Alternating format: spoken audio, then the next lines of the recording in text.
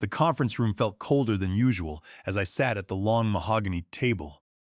I was 48 years old, and for the past 7 years, I had dedicated my professional energy to Pioneer Industrial Solutions. My name is Oliver Vance, though the engineering floor often called me Precision Oliver. 7 years of exceptional evaluations, 7 years of flawless technical execution, 7 years without a single pay increase. Across from me sat Julian, the vice president of operations, his custom suit a stark contrast to my practical work attire. A raise? You should be grateful we even keep you, Julian laughed, his voice bouncing off the soundproofed walls. Your request is ambitious. Considering current market conditions, Oliver, she stated, her tone dripping with corporate condescension. The leadership team exchanged knowing glances. 8 senior executives who collectively made decisions about my financial worth, while knowing nothing about the intricate daily realities of what I actually achieved. I developed the hybrid calibration method that increased our overall measurement precision by 37%. Production time across the primary manufacturing floor was cut in half. The Eastbrook contract alone was won solely because my technical specification exceeded their stringent requirements. Colin, the vice president of sales, interrupted. That was a team effort, Oliver. Everyone pulls their weight here. We are a family. I have trained 16 junior technicians since I started, I continued, ignoring Colin. I have troubleshot critical infrastructure issues for our top-tier clients in the middle of the night. The European market expansion would have collapsed if I had not intervened and redesigned the testing protocols. Julian drummed his fingers on the table, his amusement fading into irritation. Industry standards are for average contributors. If you want extraordinary compensation, you need to show us extraordinary, unprecedented results. Your salary has not changed because you are doing the job you were hired to do. My chest tightened, a familiar mix of frustration and clarity washing over me. The calibration breakthrough I had pioneered during my second year had generated millions of dollars in previously inaccessible revenue. Last quarter's internal financial report attributed a 28% profit increase directly to my proprietary technical innovations. The numbers speak for themselves, I said quietly, sliding my prepared market research documents across the smooth table. Engineers with my specialized qualifications, extensive experience, and documented output are compensated at least 30% higher in the current market. Julian did not even glance at the data. He pushed the folder back toward me. As I said, you should be thankful you have a desk here. The whole leadership team nodded in silent agreement, a unified front of corporate greed and willful ignorance. I looked at each of them, seeing them for the first time. They were not leaders, they were administrators of other people's talent. I stood up slowly, smoothing the front of my jacket. I reached into my leather portfolio, withdrew a crisp, sealed white envelope, and placed it squarely in the center of the table. Thank you for your time, I said, my voice devoid of emotion. I turned and walked out of the room, leaving the envelope untouched on the mahogany surface. I knew that 3 days later, when they finally decided to open it and saw exactly where I was going, their desperate panic calls would begin flooding my phone. To understand how we reached this pivotal moment, you have to understand my background. I grew up taking apart a mechanical device in our modest suburban house. By the time I was 12 years old, I could reassemble a broken vacuum cleaner with significantly improved suction and reduced motor noise. At 16, I successfully modified my high school's outdated laboratory equipment to achieve precise measurements their meager budget could never afford. My university engineering professors recognized my obsessive attention to detail, bestowing the nickname that followed me into my professional life. When I initially joined Pioneer Industrial Solutions, I was genuinely grateful for the opportunity. The company manufactured complex industrial equipment for demanding sectors ranging from aerospace engineering to advanced medical technology. My starting salary seemed perfectly reasonable for someone eager to prove their worth, and the constant promise of upward mobility kept me motivated through grueling long hours and intensely demanding projects. The significant calibration breakthrough came during my sophomore year at the company. For several long months, I had noticed persistent inconsistencies in our primary testing apparatus. But in the realm of high-precision manufacturing, those microscopic margins represented the vast difference between enduring excellence and complete failure. I spent countless weekends experimenting with alternative calibration methods, using my own specialized equipment purchased piece by painstaking piece from my modest salary. The definitive solution finally came to me at 3 in the morning during a particularly brutal winter storm. It was an innovative hybrid approach that seamlessly integrated advanced digital measurements with delicate mechanical fine-tuning in a specific sequence that nobody in the industry had ever attempted before. When I nervously demonstrated my new method to the senior engineering team, the results were instantaneous and undeniable. Precision improved dramatically while simultaneously cutting the standard calibration time from 6 agonizing hours to just under 3. The main production floor implemented my technique within a single week. Suddenly, our industrial products outperformed a major competitor in independent accuracy tests. Equipment orders increased exponentially, and previous quality control complaints disappeared. Client retention hit 100% for the first time in the entire history of the organization. I naively waited for the appropriate recognition. I hoped for a promotion, a performance bonus, or perhaps even just a brief acknowledgement in the monthly company newsletter. Instead, in the subsequent quarterly meeting, my late-night innovation was smoothly presented by Julian as the company's new proprietary method, with no mention of my name or my personal sacrifices. "This is exactly how business works," my colleague Elias had told me quietly after that quarterly meeting, seeing the disappointment etched across my face. "Individual recognition is not how you advance in this corporate structure. You need to be patient, Oliver. Your time will eventually come." So, I was extraordinarily patient. I personally trained a new hire on my complex calibration method.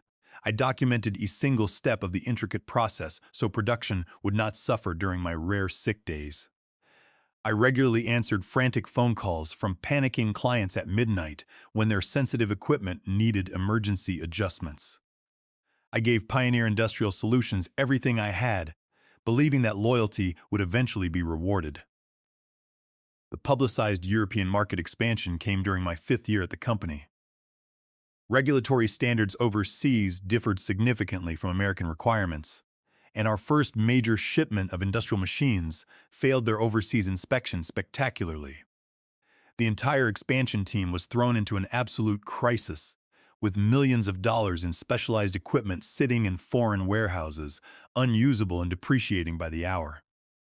"We need immediate solutions, Oliver, not technical explanations." Julian had snapped during the emergency strategy meeting. "Either fix this disaster by Monday or we will find someone who can." I canceled my personal plans for the next 6 consecutive weekends. My long-term relationship with Elena ended abruptly and painfully when I was forced to miss her sister's wedding to resolve the crisis.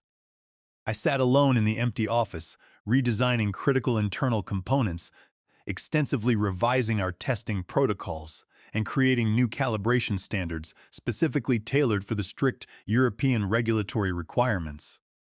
The executive team celebrated the successful international expansion with an extravagant catered party that I could not even attend, because I was on a complicated video call with German technicians, walking them through the final implementation phases. Each subsequent year, my annual performance reviews showered me with praise for my unwavering dedication and unparalleled technical expertise. And each subsequent year, my financial compensation remained exactly the same.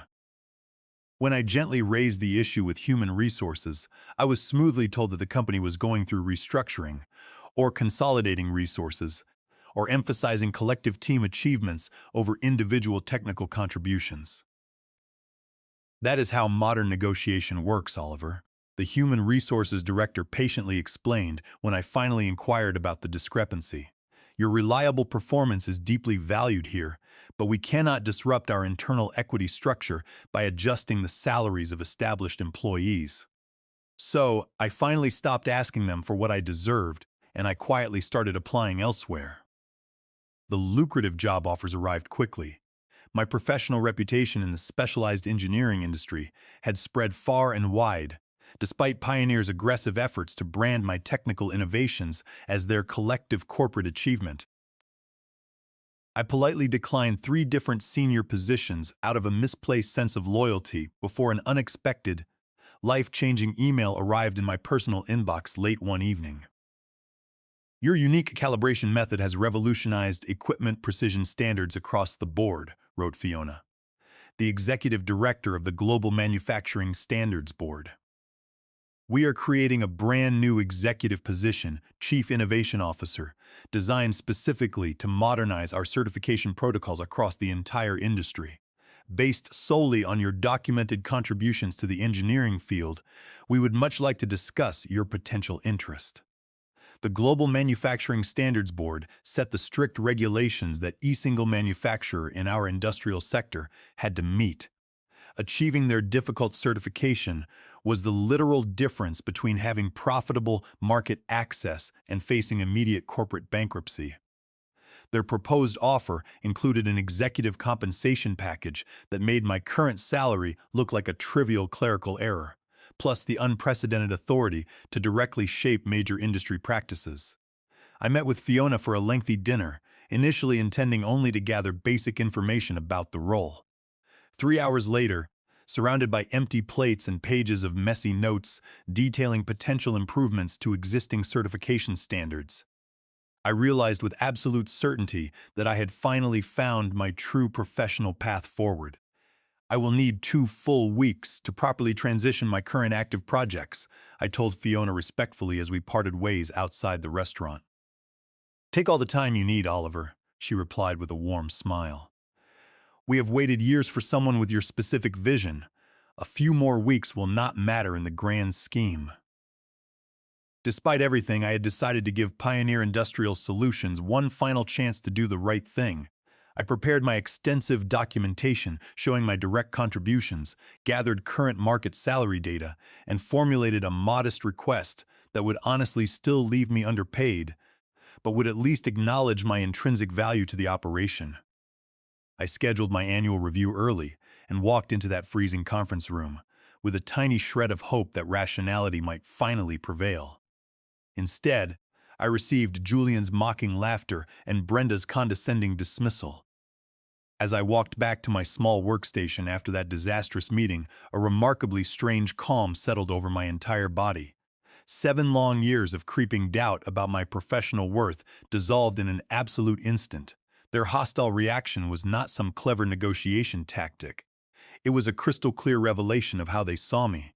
I was disposable to them, despite being irreplaceable.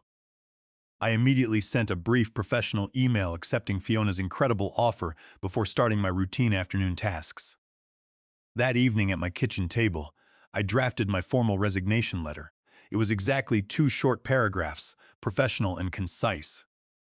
I mentioned no personal grievances and made no accusations against leadership. I stated that I would be departing in exactly 2 weeks to pursue another professional opportunity, and I promised to ensure all my active projects were properly and thoroughly transitioned to the remaining staff. I slipped the printed letter into a crisp white envelope and placed it in my leather bag. The next morning, I arrived at the office exactly on time. At precisely 9:30, I confidently walked to the main conference room where the leadership team was having their daily morning briefing. I knocked once and entered the room. 8 pairs of executive eyes turned to me with mild surprise. I placed the envelope on the mahogany table, said my piece, and walked out. On the 3rd afternoon, while I was diligently calibrating sensitive equipment on the production floor, my phone began vibrating uncontrollably in my pocket. There were 6 missed calls from Human Resources, 4 from Julian and 2 from Brenda. The panic had finally set in. When I returned to my desk, the Human Resources director was anxiously pacing.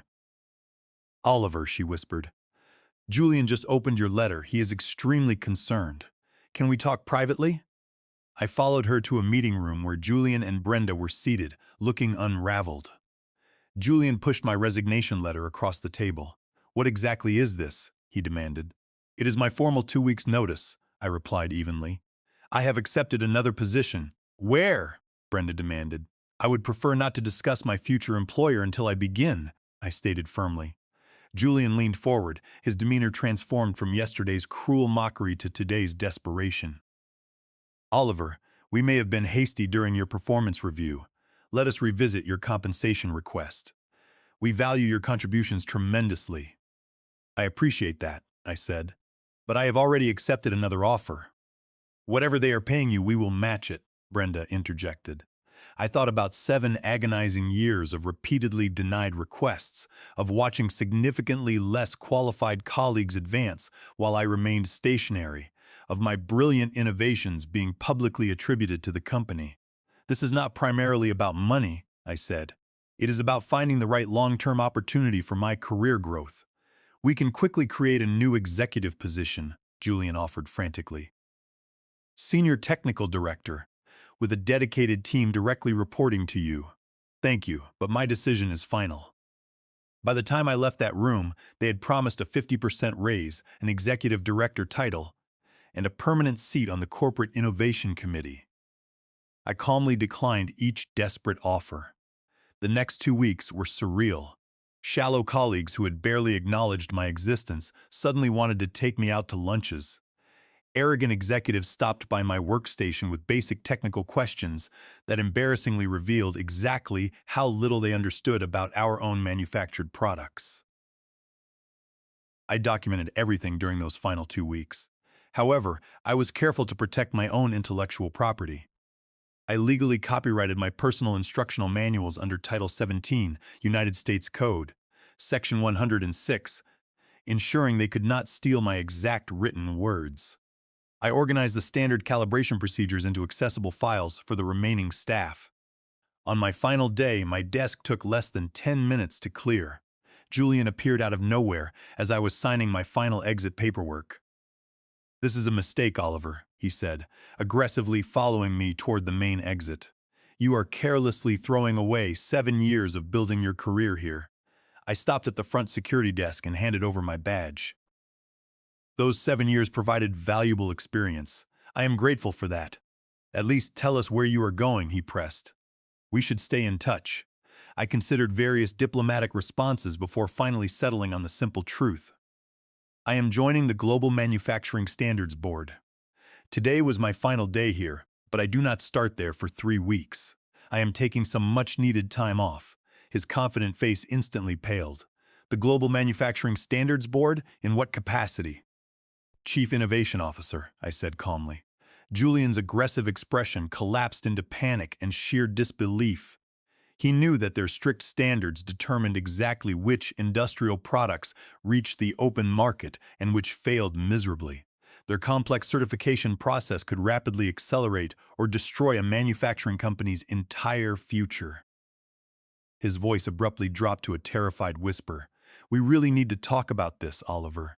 "We have had 7 years to talk," I replied softly. "Goodbye, Julian." I confidently walked through the heavy glass doors into the bright spring sunshine, the heavy weight of unappreciated years falling away with each purposeful step toward my car. Those initial 3 weeks between jobs were the first real break I had taken since graduating. I visited my aging parents in rural Michigan, hiked beautiful nature trails, and slept deeply. I calmly declined 14 incoming calls from various Pioneer Industrial Solutions numbers and deleted their frantic voicemails unheard. On my first day at my new job, Fiona personally showed me to my spacious new office. It was an actual corner office with a solid door, not the cramped, shared open-plan workstation I had occupied for 7 years. "The strict certification standards have not been substantially updated in nearly a decade," she explained as I settled in. "Industrial technology has evolved rapidly, but our mandatory requirements have not kept pace. Your first major project is to comprehensively modernize our approach, particularly in the realm of precision measurement protocols." I spent my entire first month diligently learning the organization, reviewing current outdated standards, and precisely identifying the inadequate technical requirements. By the middle of the 6th week, I had confidently drafted preliminary regulatory revisions that would significantly raise industry standards to accurately reflect current technological capabilities. These are extremely significant regulatory changes. noted Nolan, the technical review director, during our initial planning meeting. Some older manufacturers will definitely struggle to comply with these strict rules. Any capable manufacturer currently using modern best practices will easily meet these new standards, I replied professionally. The proposed changes primarily affect those using severely outdated methods or deliberately taking dangerous shortcuts, like repeatedly ignoring equipment calibration drift over time. Nolan asked, raising an eyebrow. Exactly like that, I said, vividly, thinking of how Pioneer repeatedly extended their internal recalibration intervals to save minor costs, a dangerous practice I had repeatedly flagged as potentially disastrous. The complex standards revision process took 3 full months of meticulous technical work, exhaustive peer review, and broad industry consultation. Throughout the entire rigorous process, I maintained strict professional ethics, never targeting specific manufacturers or creating arbitrary requirements that only benefited certain companies. The tough new standards reflected what was possible with modern technology, precision levels I had personally achieved years earlier. When the updated certification standards were published, my office phone rang within hours. "Oliver, it is Elias from Pioneer," the familiar voice said, sounding stressed. "Have you seen what the board just released this morning?" "I wrote what the board just released," I replied calmly. "These new precision requirements, the mandatory calibration schedules, they are impossible to meet." Elias stammered. "They are not impossible at all," I stated. "I successfully implemented those exact standards at Pioneer 3 years ago, but they were never formally adopted by leadership because of minor cost concerns." A heavy silence stretched across the line before Elias spoke again. "Our certification renewal is due next month. We are nowhere near compliant with these strict new regulatory requirements. We are failing eSingle internal tests. The board offers comprehensive implementation consulting for companies transitioning to the new standards," I said, reciting our official corporate position. "I can happily refer you to that department if you would like." Elias politely declined. I later learned that Pioneer had desperately hired an external technical consultant at exorbitant premium rates. 2 weeks later, my assistant notified me that Pioneer had requested an expedited pre-assessment review. This was a standard service we offered to companies concerned about their certification status. The review was randomly assigned to a senior field inspector, maintaining my professional distance from my former employer. The inspector's detailed final report arrived on my desk with a red flag notification. Pioneer's equipment failed to meet the new standards by significant margins. Their basic calibration procedures were hopelessly outdated, their precision measurements wildly inconsistent, and their quality control documentation inadequate. I forwarded the disastrous report to our primary certification committee with standard recommendations for improvement. There was no special treatment, just the cold, hard facts. 3 days later, Julian called my direct line. "Oliver," he began without any pleasant greeting, "we need to discuss these new certification requirements immediately." "All official communication regarding certification should go exclusively through proper channels," I replied evenly. "This is not about implementation," he snapped, his voice tight with anger. "These standards are clearly designed to target our specific manufacturing processes. This feels personal. The standards apply equally to all manufacturers in the entire sector," I said patiently. "Many companies are already in full compliance." "You know exactly what you are doing," Julian accused loudly.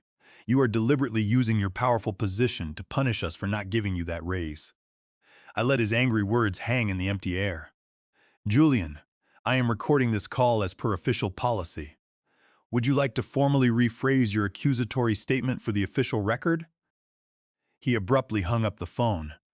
Pioneer's formal certification review came due while I was presenting at an international standards conference in Vienna.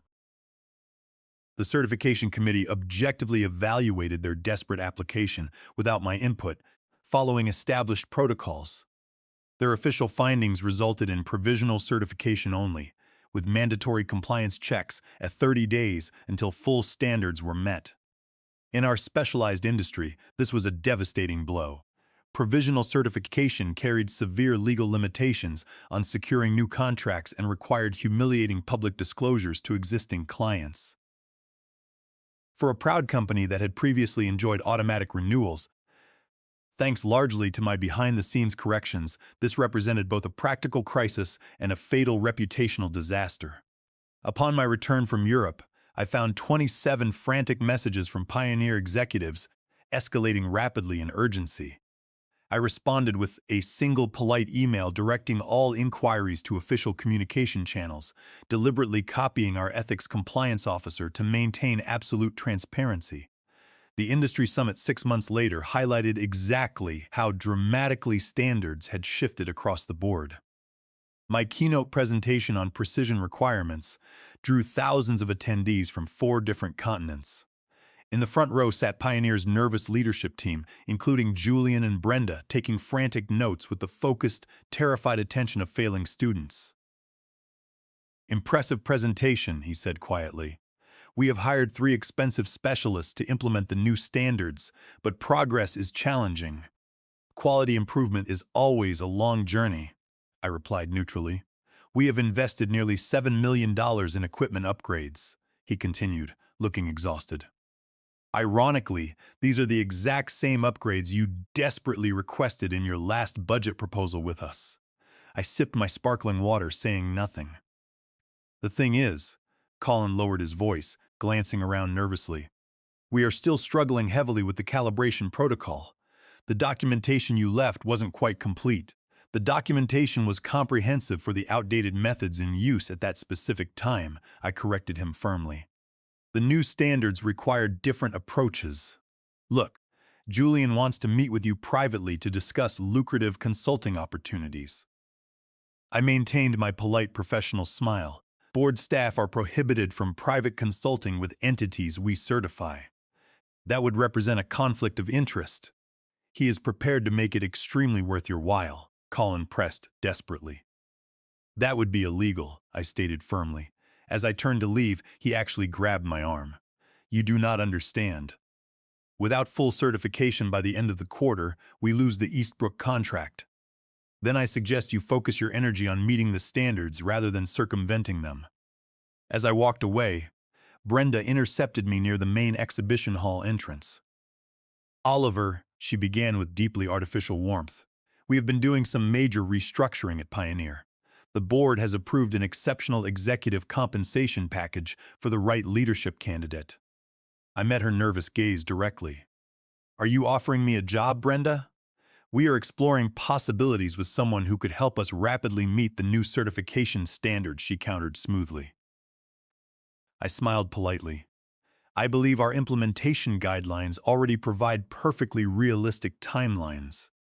Companies that can actually survive those timelines," she muttered bitterly. Pioneer was not just struggling, they were in serious trouble. "You know exactly what you are doing to us. Applying the exact same standards to all manufacturers that I apply to myself," I suggested calmly. "Yes, I do know exactly what I am doing." As I finally walked away, Julian appeared, moving quickly to intercept me. His usual confident, arrogant stride had diminished to something almost tentative. His pale face showed the strain of months fighting against the inevitable reality. "2 minutes," he pleaded, stepping directly into my path. Against my better judgment, I paused. "We made a terrible mistake," Julian admitted, lowering his voice to a whisper. "Would you consider consulting for us? Name your price, any price." I quietly studied the broken man who had laughed at my simple request for fair compensation. "I am afraid I am quite grateful for my current position," I replied smoothly, echoing his own dismissive words from our last performance review. As I stepped around him, he called after me angrily. "This is not over, Oliver." I turned back briefly. "You are exactly right about that, Julian. For Pioneer, this is just beginning." The next morning, I received a formal, aggressive legal notice that Pioneer Industrial Solutions had filed a complaint with the Global Manufacturing Standards Board Ethics Committee and the Primary Industry Oversight Panel. They explicitly alleged that I had illegally weaponized inside knowledge and deliberately manipulated certification requirements to unfairly target specific operational methods uniquely utilized by Pioneer. I calmly forwarded the ridiculous complaint to our internal legal team with a brief note attached. Proceeding exactly as anticipated, please implement standard protocol. For the next 4 weeks, I continued my regular executive duties while the rigorous ethics investigation proceeded. I made no public comments about Pioneer, maintained strict professional boundaries, and focused intensely on our brand new attribution framework. 3 major manufacturing leaders approached me about early voluntary adoption of the strict attribution standards, eager to position themselves as ethical innovators in a changing market. I worked closely with their dedicated teams to smoothly implement the voluntary certification, establishing solid processes that would later become standard industry models. 6 weeks after filing their desperate complaint, Pioneer requested an urgent, high-stakes meeting with the entire board. As Chief Innovation Officer, I was formally invited, but I strategically recused myself due to the ongoing, publicized ethics investigation. Instead, I prepared a detailed evidentiary brief for the board and comfortably watched the chaotic proceedings via closed-circuit television from the absolute safety of my office. Julian boldly led Pioneer's aggressive presentation, flanked by their expensive legal team and 2 external technical consultants. Gone was the desperate, broken man from the recent summit. Today, he proudly projected confident indignation. The strict new standards are technically sound, he conceded reluctantly, but their rapid implementation timeline is extremely punitive and appears specifically targeted at certain manufacturers, including Pioneer. We strongly believe this represents a conflict of interest directly related to Oliver Vance's previous employment. The board chair responded with heavily practiced neutrality. The Independent Ethics Committee has fully completed its exhaustive investigation of your serious allegations. Their official findings have been distributed to all parties. Julian accepted the thick folder handed to him, but arrogantly continued speaking without even opening it. Furthermore, we have recently discovered absolute evidence that Oliver deliberately withheld critical calibration documentation before his sudden departure, making our legal compliance unnecessarily difficult. This was a profoundly serious accusation, one that could permanently damage my hard-earned professional reputation if it ever gained any real traction. The board chair glanced at the ethics committee representative, who slowly nodded and stood up. Actually, that specific malicious allegation was fully anticipated and investigated thoroughly. Page 47 of our comprehensive report addresses documentation protocols at Pioneer during his entire tenure. Julian quickly flipped to the page, his confident expression shifting to pure confusion as he read the text. As you can clearly see, the committee representative continued firmly. Oliver maintained exceptional documentation standards. His departure materials included over 2,000 pages of detailed technical documentation, over 100 training videos, and detailed transition notes for each active project. We have compared this to standard industry benchmarks and found it wildly exceeds standard practices by a margin. This does not align with our internal assessment, Julian argued weakly. Critical calibration sequences were missing from the documentation. If I may, interjected Nolan, our technical director. The committee investigated this specific baseless claim by extensively reviewing the documentation package provided upon his departure.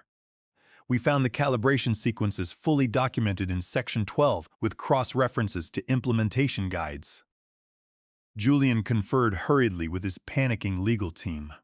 I watched his face flush red as someone showed him something on a digital tablet. It appears, Julian said finally, that some specific documentation may have been misfiled internally after his departure. The meeting rapidly deteriorated from there. Pioneer's wild allegations collapsed under intense scrutiny, with each desperate claim systematically dismantled by the overwhelming evidence I had prepared over 7 long years. You see, my ultimate revenge was never about creating impossible standards or unfairly targeting my former employer. It was about something far more powerful. For 7 entire years, I had quietly documented everything.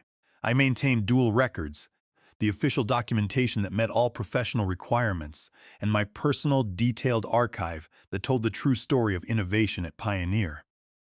But I had one final, fatal card to play. Following their failed ethics complaint, I formally filed a federal lawsuit against Pioneer Industrial Solutions for blatant patent infringement under Title 35, United States Code, Section 271, because I had originally developed the revolutionary hybrid calibration method on my own time, using my own personal equipment, purchased with my own money, and because I had never signed any intellectual property assignment agreement regarding outside inventions, I legally owned the patent. I had quietly secured a provisional patent long before I ever demonstrated the technique to the senior engineering team. Pioneer had been illegally using and attempting to sell products based on my patented technology for years without a licensing agreement. 2 days after my federal lawsuit was publicly announced, Pioneer's board of directors frantically announced an internal investigation into potential misrepresentation by senior leadership. Within a single week, Julian and 2 other senior executives were unceremoniously placed on indefinite administrative leave. The Primary Industry Oversight Board initiated a separate investigation into severe potential securities violations related to materially misleading statements about proprietary technologies in Pioneer's investor communications. 3 weeks later, as these investigations intensified, I received another unexpected visitor. Brenda stood awkwardly at my office doorway, looking diminished without her usual executive armor. "The corporate board asked me to come," she said quietly, without any pleasant preamble. "We are facing serious consequences from the failed certification and your federal lawsuit. Our stock has dropped 60%. Eastbrook terminated their contract yesterday." I waited patiently, saying nothing. "The board desperately wants to negotiate a full settlement," she continued nervously. "They are fully prepared to offer immediate public acknowledgement of your contributions, back pay for the raises you should have received, and full naming rights for the calibration method." "Why would I want any of that now?" I asked calmly. "Because without it, Pioneer will not survive another single quarter," she admitted softly. 400 innocent people will lose their jobs, not just the leadership. I considered her desperate words carefully. The new attribution framework offers a solid path forward for companies willing to honestly document their innovation history. Pioneer could be among the first to adopt it, and they will need to sign a lucrative licensing agreement for my patented technology. That would mean admitting publicly that leadership took credit for work we did not do," she said softly. "Yes," I replied simply. "It would mean telling the absolute truth." The following month, Pioneer became the 4th major company to fully adopt the attribution framework. Their implementation included a public reconciliation acknowledging 26 engineers whose brilliant contributions had previously been falsely attributed to proprietary company methods. My name led the list. Julian and 3 other executives formally resigned in disgrace. The new chief executive officer introduced a transparent compensation structure tied directly to innovation contributions. Pioneer signed the patent licensing agreement, securing their legal use of the technology while finally providing me the financial compensation I had always deserved. 6 months later, Pioneer received full certification under the new standards. At the next major industry summit, I proudly presented the final version of the attribution framework, now adopted by over 60% of certified manufacturers. As I confidently concluded my presentation, I smiled at the audience. The true revenge was never in leaving Pioneer or exposing their toxic practices. The true revenge was in single-handedly creating a new world where what happened to me could never happen to anyone else again.